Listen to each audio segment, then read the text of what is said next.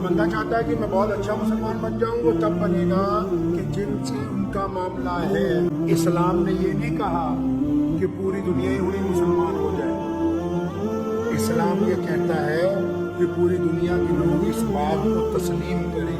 किसकी वजह से? आपकी वजह से, क्योंकि इस्लाम जो है वो नेक का मजहब है, इस्लाम दयानतदारी का मजहब है, इस्लाम किसी से ज्यादती नहीं सिखाता। अगर आप गैरों की बेटियों की तरफ आंख अगर उठती है तो शर्म से झुक जाती है, तो वो बेटी कह सकती है कि ये मुसलमान है, कभी गंदी निगाह मुझ पर नहीं डाली।